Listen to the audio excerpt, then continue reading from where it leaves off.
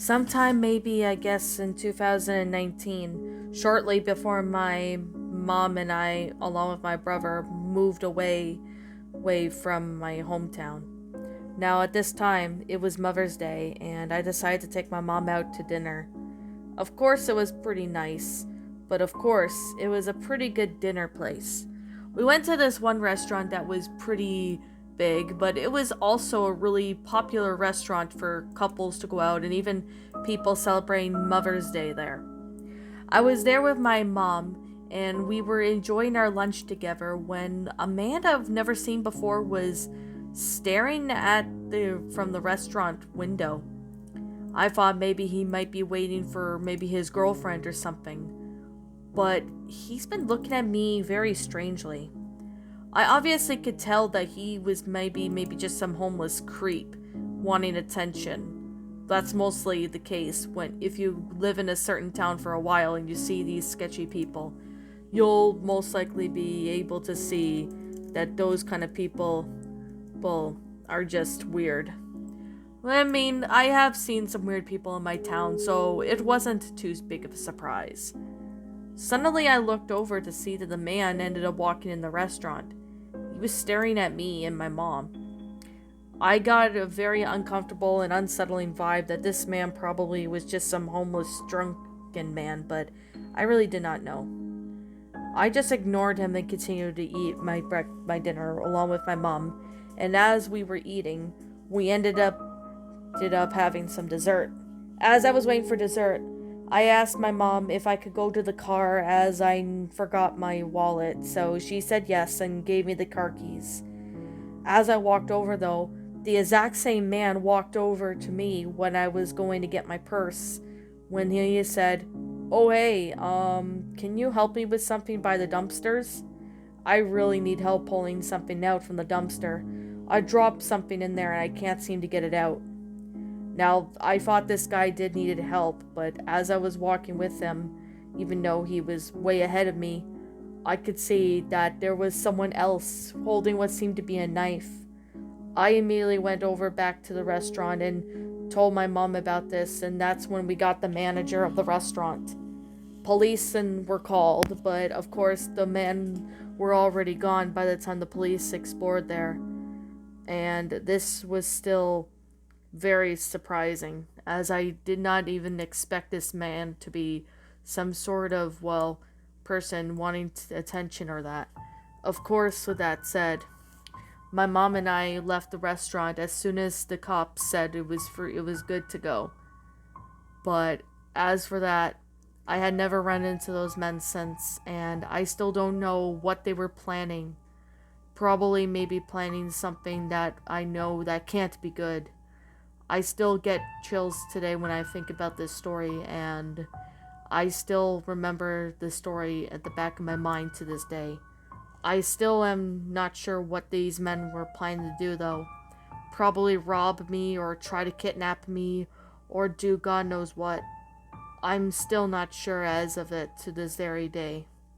But I do know is that those men, I really hope they get caught. This happened sometime to one of my friends, which we'll call him Ian for the sake of the story. Ian was about maybe in his 30s, and he used to be one of my neighbors in my hometown. Sometime in 2018, Ian was visiting his mother, which, of course, lived in another part of town, which was around downtown, down in a very popular hometown. Now, to cut to the chase, Ian was visiting his mom as his wife, named Selena, was going to visit her mother for Mother's Day, who lived in a town that was at least 2 hours away from my hometown. Thus, Ian ended up having to spend Mother's Day with his mother alone. Although his mother lived in a pretty good house, she was still healthy regarding her age, which she was in her 80s. Ian was driving all the way to his mother's house to visit her, as her husband sadly passed away at least 2 or 3 years ago. Now, when Ian arrived at the house, he could see that there was somebody walking in the house. He didn't see anyone before and thought maybe it was just his mother's helper who comes at least once a day or so, just to help her out, as she had some problems with her health regarding asthma and other fur issues. But sometimes this worker would help her with the garden and even doing the dishes and other chores. Ian knocked on the door and said, "Mom, you there?"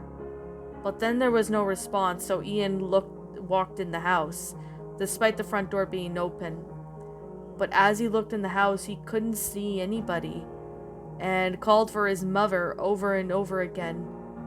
But then he saw something that really made his skin crawl. There was that same guy he walked in, and he was looking at the back door. He didn't notice Ian though, so Ian ended up slowly creeping away from the house and went back to his car to call the cops, which thankfully this person did not notice him.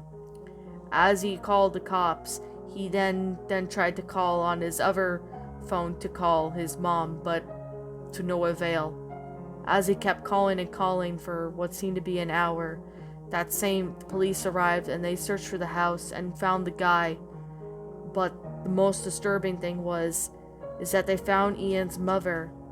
Ian's mother was already dead and looked like she had been beaten with a baseball bat, as there were some bruises and blood and stuff on her body. Ian was very saddened that his mother was killed by this one sick person.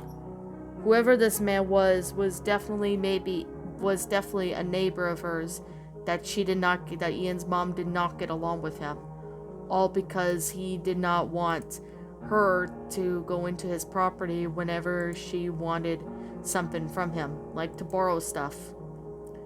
Ian still thinks about this story, and this is why he never celebrates Mother's Day too much. The only time he'll do it is if Selena was going to visit her mother on Mother's Day. But that's basically it. Ian still gets saddened when he thinks about the day that his mother died was on Mother's Day. The day where people celebrate thanks to their own mothers. And Ian is still very shooken up by this, but eventually within 2 years during the pandemic, he eventually healed from the hurt and pain he felt. He still feels pain today, but at least he thinks about this story.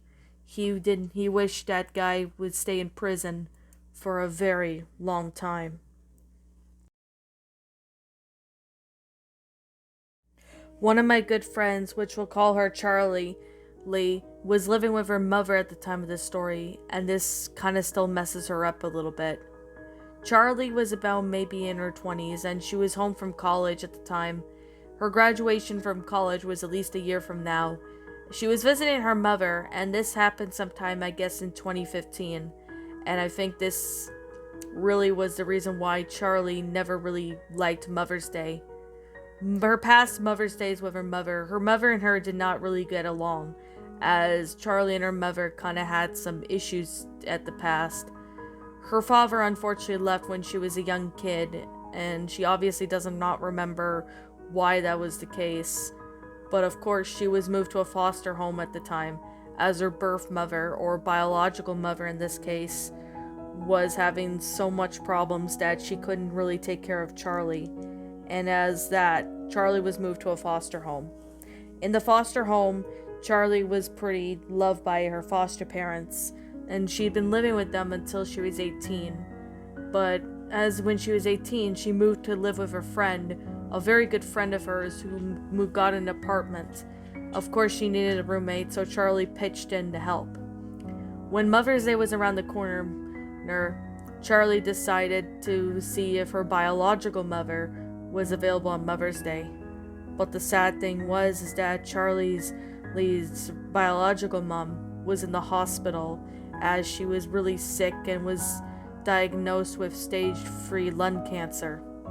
So as of this, Charlie ended up having to spend Mother's Day with her foster mother. Her foster father was pretty much at work, so of that, her foster mother was home alone. So when Charlie went to go visit her foster mother, this is when Mother's Day was going to be a thing. Charlie decided to make some homemade dishes for her foster mother and her, as she was really busy preparing the food. This was when things got really strange. In the backyard where Charlie lived, there was a national forest that went on for miles right behind the backyard, which was not far from the balcony. The balcony had like at least a dining table for outside. So of course, Charlie, along with her foster mother, were eating dinner at the patio. It was in the backyard and they could see beautiful forest up for miles, and it was pretty peaceful. However, as Charlie, along with, her foster mother, they were eating what seemed to be the dinner that Charlie had made. She had made what seemed to be Caesar salad with lasagna and made some appetizers such as garlic sticks and that. It was a really good dinner. As they were eating, Charlie looked over to see that there was a woman. A woman was down near the forest, and she happened to be maybe in her 30s. She was medium build, and she looked like she was kind of scarred, as there were some cuts and some bruises on her. Charlie at first thought maybe this woman probably was attacked by some animal. They occasionally would get bears in the area, and sometimes coyotes and wolves would be around. Once in a while, they would see a mountain lion, but it didn't look like it came from an animal. Charlie called up to the woman, which the woman did not even respond. So thus having Charlie and her mother walk down the steps of the deck. When they got there, the woman ended up looking up, but didn't say anything. "Hey, do you need help?" Charlie asked. But the woman did not say anything. Instead, she just stared out of the blue, as if no one existed. But this woman ended up turning around and running back out into the forest, which was odd. But then Charlie could see that there was at least a few men in the forest. At least that's what she thought it was, because she couldn't really see due to how dark the forest was. Then they heard a loud bone-chilling scream that came from the forest. Charlie and her stepmother ran back inside the house and ended up calling the cops, which they investigated the national forest area, but they couldn't find anybody.